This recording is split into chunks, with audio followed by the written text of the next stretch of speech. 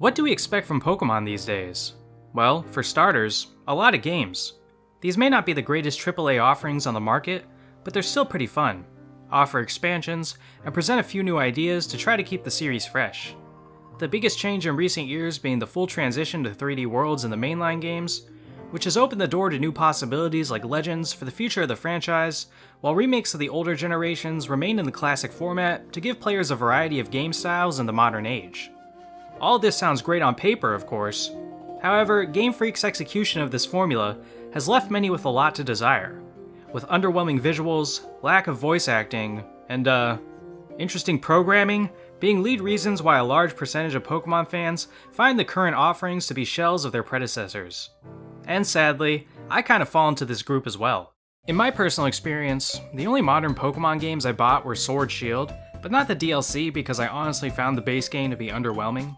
It was serviceable, but it's not something I'm keen to go back to or play an expansion of. And then I bought Legends Arceus because I was excited to see them take Pokemon in a more open world direction. And while I had a good time with that game in my playthrough, I still wouldn't put it in the upper echelon of other AAA games I played in the last few years, with stuff like Forgotten Land, Dread, Elden Ring, Final Fantasy XVI, and Tears of the Kingdom.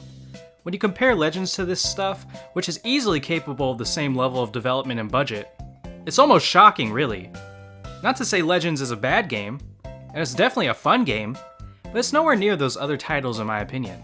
My interest in Scarlet and Violet, other than Fuecoco, wasn't enough for me to buy it, and I couldn't care less about the modern remakes to be honest, when I can just go back and play the originals. To me, I'd really like to see Game Freak and the Pokemon Company slow it down for a bit, put more time and assets into games, and really see if they can do a better job with polish, maybe add voice acting, take more time to bring the surrounding world to life. But when they sell 10 million copies of Gen 9 instantly and shatter records, there's really no need for them to do so. Now, I'm not saying people should boycott Pokemon or anything. That's not what this video is about. If you like the games, buy them and play them. I'm not gonna stop you. I still love Pokemon and I always will. But for me, I'm disappointed with its current state. A company with this level of popularity and success could really be doing more with their games, and I would love to see them try to take more time on each new gen or spin-off to really give us timeless classics once again. I really don't see Gen 8 aging well at all, and I can't really give my opinion on Gen 9 because I haven't played it, but to me it looks at best like a slight improvement. I could be wrong and the game could be amazing. Let me know in the comments.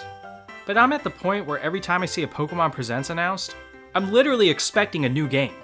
Whether it's a new remake or a mainline game or a spin-off, we're at that point where Pokemon has just opened the floodgates because the games are selling like crazy, despite it seeming more like quantity over quality.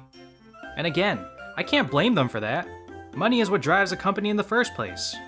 But as a lifelong fan who's currently not as big of a consumer, I'd like to see what they can do with some more time on each game. Of course, one way to keep the players happy if you were to go with the longer drought between developments would simply be to port the older gens onto the Switch.